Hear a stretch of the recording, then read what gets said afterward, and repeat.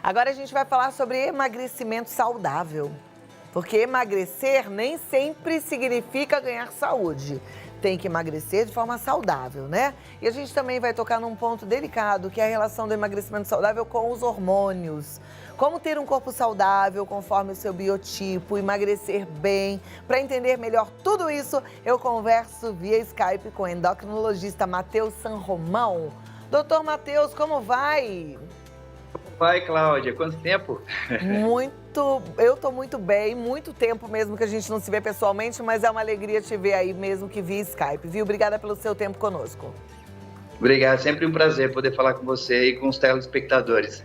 Bom, durante a pandemia, muita gente acabou engordando, tem gente que não conseguiu voltar para sua rotina nem de alimentação, nem de exercício, né? E aí vem a questão, a gente chega no final do ano, sabe que vai acabar comendo um pouquinho mais mesmo, mas tem gente que está inconformada com tudo isso e quer emagrecer. Como é que a gente faz um emagrecimento saudável?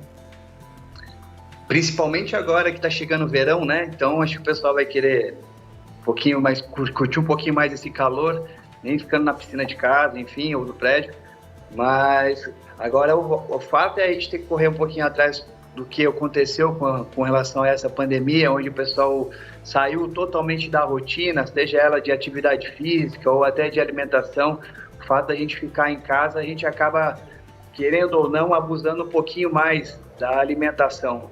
E isso faz com que o ganho de peso venha para a maioria das pessoas. Então, agora com essa liberação, lógico, com todos os cuidados que nós temos que tomar, mas tentar retomar a atividade física e principalmente a rotina do que tinha antes, para que a gente possa já retomar a vida como a gente tinha antes. Então, a atividade física e uma boa alimentação, um balanceamento, acaba sendo os primeiros passos.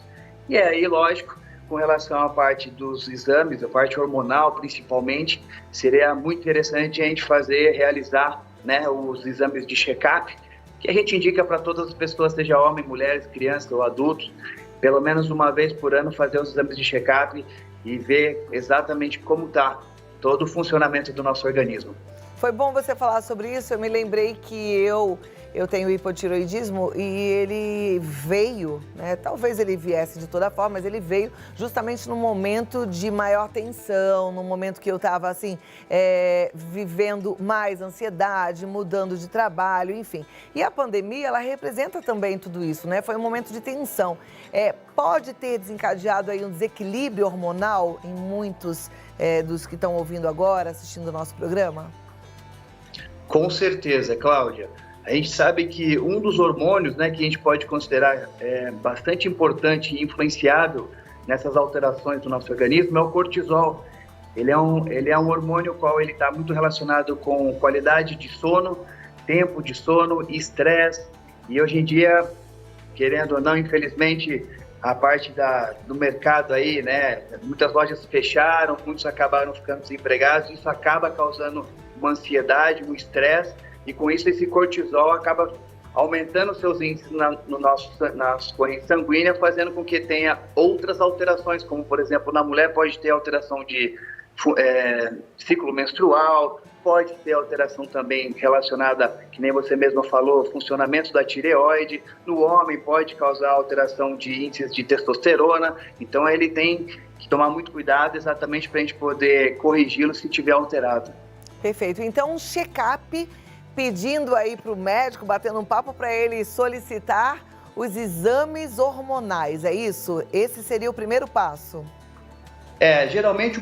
Geralmente a mulher, ela tende a passar com o ginecologista e ele acaba fazendo como exame de check-up já a solicitação do pedido dos exames, né, com relação à parte hormonal. E aí, caso tenha alguma alteraçãozinha ou, enfim, algum tipo de tratamento que tenha que ser feito, ele acaba encaminhando ao endocrinologista. Já os homens tendem a fazer com o urologista, né, fazer o check-up e tudo mais, e ele também acaba pedindo a parte hormonal, e se vier alguma alteraçãozinha ou, enfim, tiver alguma dúvida, encaminhar ele para a gente. É assim que geralmente os pacientes acabam chegando até nós, endocrinologistas, né, para a gente poder tratar e acompanhar a parte hormonal.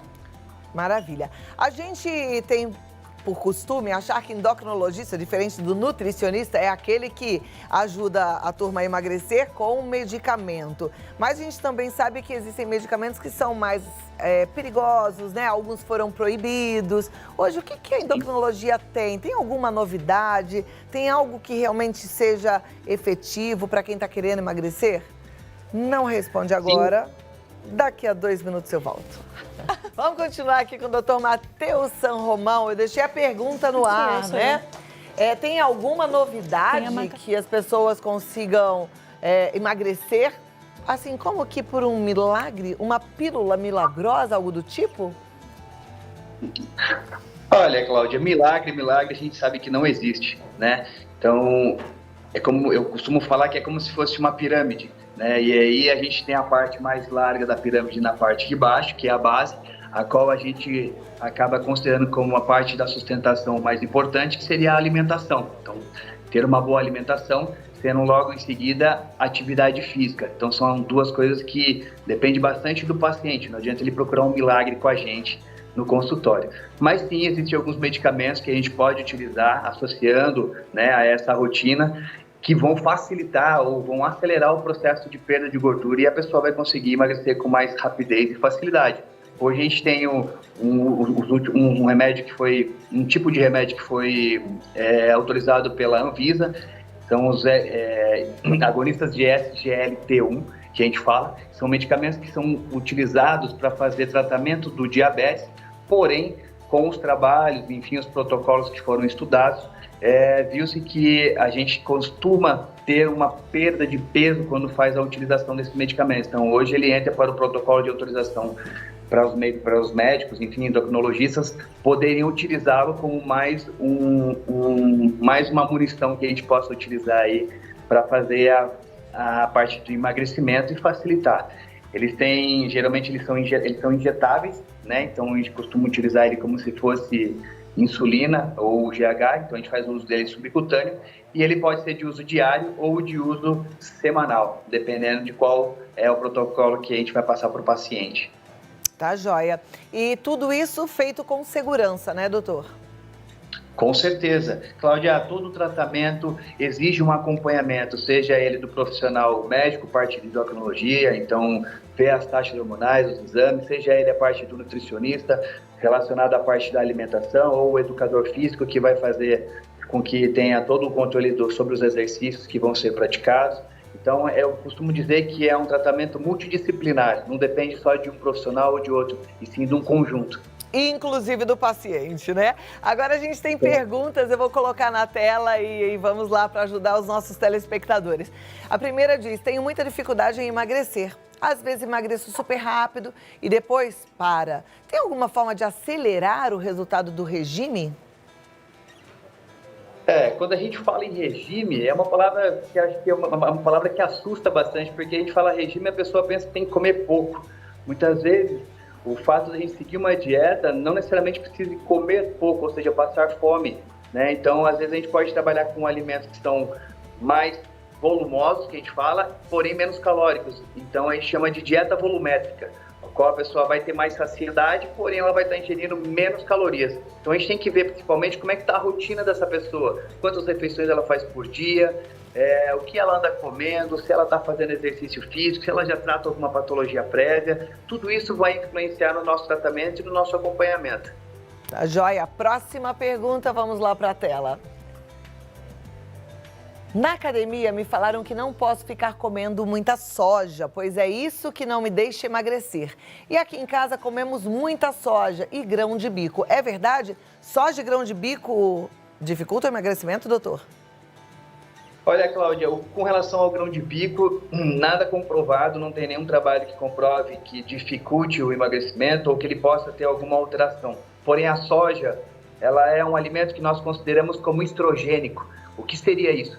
Seria um alimento qual ele se liga no receptor de estrógeno. É como se fosse chave fechadura. Ele abre uma porta que não deveria abrir, que ativa a produção de estrogênio. Então, por exemplo, mulheres que entram na menopausa, um dos tratamentos que nós acabamos utilizando, que acaba sendo natural, é fazer uso de lectina de soja, para que ela tenha o efeito da estrogenicidade, que é o hormônio que falta na mulher, né, ou está diminuído, que é o estrogênio, e com isso ela tenha melhor. Então, o fato de uma menina que muitas vezes não está na menopausa ficar utilizando, ou até um homem ficar utilizando alimentos que contenham soja, ele pode fazer com que tenha alterações, e uma delas é aumentar o peso, aumentar a retenção de líquido. Se a gente pegar duas criancinhas, né, um menininho e uma menininha por volta dos 6 a 7 anos, vai ver que se alimentá-los com soja, a menina acaba entrando, começa a menstruar, né, entra na puberdade mais cedo, exatamente pelo estímulo. E o menino acaba tendo algumas características femininas. A voz fica mais fininha, ele fica mais gordinho, geralmente o testículo pode ficar mais atrofiadinho. Então, o uso excessivo de soja não é muito indicado, não. Olha que interessante, muito bom entender um pouco mais sobre esse assunto. Vamos lá, próxima pergunta. Aquela velha história de que para emagrecer devemos comer a cada 3 horas, é mesmo a forma mais saudável de emagrecer? Não, não é a forma mais saudável, tá? Isso depende muito do indivíduo e da pessoa. É a mesma coisa que falar, posso fazer jejum intermitente? Ele é algo que eu posso fazer que é saudável ou não? Depende. Para quem consegue fazer, ele é saudável. Para quem não consegue fazer, acaba não sendo saudável. Então, a ideia de comer a cada 3 horas, ela passa para a gente ou o paciente de que o alimento ele vai entrar no organismo a cada mais ou menos 3 horas. Então, ele costuma comer menos, porém em mais vezes, mais refeições com menos quantidade. Tá? Então, isso é uma coisa que facilitaria, por exemplo, as pessoas que têm, né, a possibilidade de ficar em casa, ou enfim, acabar fazendo uma refeição. Mas vamos supor que a pessoa trabalhe na rua e na correria do dia a dia ela não consegue se alimentar a cada 3 horas. Então nós temos que montar de acordo com as necessidades nutricionais dela, seja ela gordura, proteína e carboidrato, e aí sim a gente fazer as subdivisões de acordo com o número de refeições que ela consegue fazer. Então, o fato de comer a cada 3 horas não é uma regra ou uma lei que indique que vá fazer bem ou mal ao paciente. Vai depender muito da rotina dela. Tá, joia. Muito obrigada, doutor Matheus. Eu acho que já deu aí uma luz, abriu um caminho para quem está querendo esse encontro aí de emagrecimento saudável. Um ótimo finalzinho de ano e até a próxima oportunidade, viu?